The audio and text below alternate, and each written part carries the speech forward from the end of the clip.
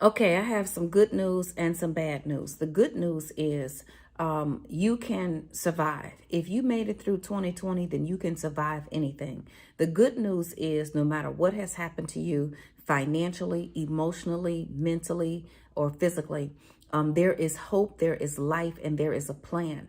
That is the good news. The bad news is there are going to be some changes in the tax code that are going to affect everyone. Do not believe the hype that this is only going to affect the rich. Let me repeat, do not believe the hype that it's only going to affect the rich. It is going to affect everyone who is just above poverty level. That means if you make $50,000 a year, if you make $60,000 a year, if you make $45,000 a year or more, then you are going to see significant changes in how much money actually gets to your paycheck if you do not learn how to live your life like a business. Why am I talking about this? I am talking about this because, like Noah said it was going to rain, I keep saying everybody needs a home-based business. Everybody needs a home-based business. Why? Because businesses are the engine of the economy, and an economy without a business cannot thrive, just like a car without an engine cannot drive. So if you want to be a part of this engine that is driving the economy, that is driving the world, that is driving wealth, then you must have a home-based business. Why? Because when you have a home-based business, you are eligible for hundreds of tax deductions that most people do not know about. You are eligible for tax deductions for things that you were already spending money on anyway. You see, when you have a home-based business, then the IRS essentially gives you an opportunity to get your money back. What do I mean by get your money back? I simply mean this. If you went to the grocery store and you bought $200 worth of groceries and you came home and ate all of your groceries and you enjoyed those groceries, or maybe some of them you didn't like, I don't know. That's between you and your groceries, okay, and your tongue palate. Well, anyway, if the grocery store manager called you a week later and said, hey, you remember all those groceries you bought last week? Okay, here's the deal. I want you to come back and get your money. Let me tell you something. We would stop, drop, and roll. This video would be over. Everybody would go back and get their money. Well, that's what the IRS says. When you drive your car and you get in your car and it's now everybody's going outside and you go and drive to go meet somebody for dinner, or you go and drive to meet somebody wherever you're going to meet them, then you just drove your car. You have now used mileage, which causes wear and tear on your car. You probably had to put some gas in the car at some point. That car is running by electricity, battery, or whatever it is. All of those things cost money. You had to register that car every single year. You've got to pay for the car to exist. I don't know why we have to do that, but you know, that's just another way for somebody to make some money. Well, guess what? You can get that money back. Because when you drive that car for business, if you drive to the post office for business, if you drive to meet somebody for lunch to discuss business, if you drive to Starbucks to have coffee to discuss business, every single time you get in that car, if you have a home-based business. Now, let me be clear. This is not a business where you are working for somebody else from home.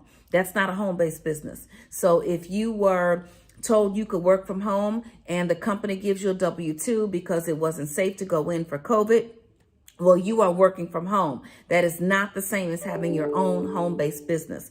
I am talking about the kind of business that you set up in my class, How to Start a Home-Based Business. That's a 2-hour class. You get a book with it because, child, we are in school. There was a time out for just trying to figure out how you're going to get things done on the internet or on social media. That's being on the sidelines. You have to get in the game if you actually want to win it. You must play the game, and you must play the game by the rules. You must learn the rules of the game and play the game by the rules if you want to win the game. So if you drive that car for business and you have a home-based business, if you go out to eat for business and you have a home-based business, if you use your home office, okay, this is my home office, all right, where I am sitting right now. And so a percentage of my rent, a percentage of my utilities, a percentage of the electricity, a percentage of the alarm system, all of that stuff, because I have a home office, those things are now tax write-offs. Now, imagine you paying $2,000 a month for rent, for business,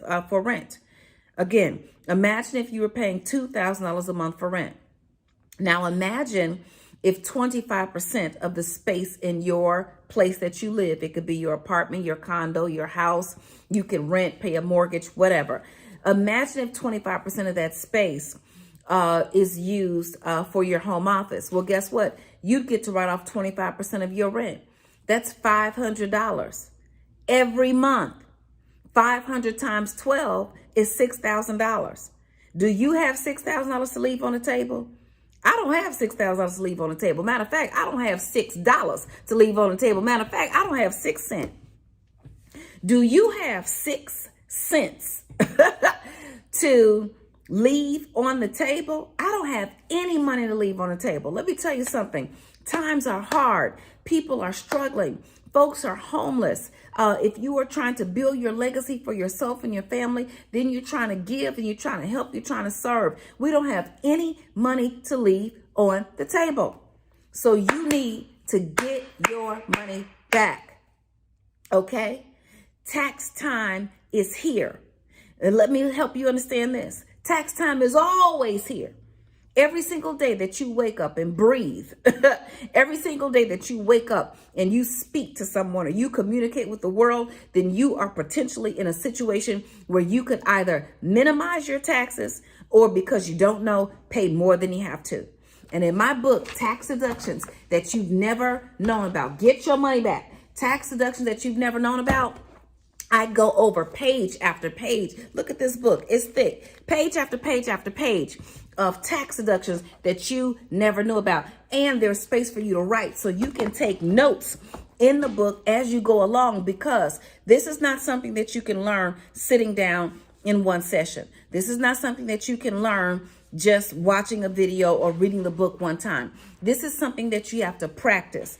I have been learning how to get my money back for over 14 years now, 13 years now, ever since I met Sandy Bakken, the IRS tax attorney who used to train the IRS agents how to go out and get people. He then left the IRS, and now all he does is teach self-employed business owners the things that he was trained on, that he understands the law about, that he basically enforced with the IRS. He now teaches you and I how to leverage all of that information for our own collective benefit. Okay? The very first time I got a raise, I want you to understand, this is going to impact everybody. Everybody's waiting for their breakthrough. Well, let me tell you what happened when I had my breakthrough. I was making $10,000 per commission check, and now I was working very hard, grinding, doing all the things that you're supposed to do to grow your business, to grow your life. And I was expecting my first $20,000 commission. Now, when I had a $10,000 check, I used to get about $8,500 because I had a husband and 3 children. So I had 5 allowances. I thought that's what you were supposed to put on your, W-4, because I didn't read it. Nobody's reading, okay? I'm just putting the thing on there and doing what I think I'm supposed to do. And most people fail in life because they don't know what they don't know and they think they know. Now, my big brother Les Brown said that. Anyway, this $20,000 check was coming. I had the money spent already because I was living check to Monday. I got a book for that too. This is how to stop living check to Monday, okay? You get paid on Friday, you kick it on the weekend, you pay on your past due bills, and by Monday you broke. Check to Monday, check to check would have been a blessing. I was living check to Monday. So I had already spent the money. So I thought I was going to get about $16,000. Well, guess what?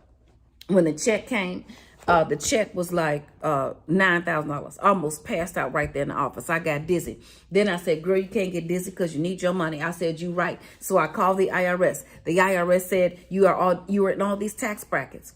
So here's the deal. You're trying to get to the next level. Well, what happens when you get to the next level, the more money you make, the more money they will take. Now, we have to pay some taxes. But if you have a financial education, you can reduce your taxes to the legal limit. And let me close with this. Tax avoidance is perfectly legal. Tax evasion is not. Tax avoidance is following the laws and the rules and getting educated to find out all the potential tax deductions that you have and documenting them honestly. Okay? Tax evasion is avoiding the taxes that you have to pay, not paying, and you can go to jail for that. That's not what we're talking about. We are talking about power. We're talking about freedom. We're talking about peace. And we're talking about taking your life back. And the only way to take your life back and to live and thrive beyond 2020 is to get your money back. Go to aslan.org. Let's do this.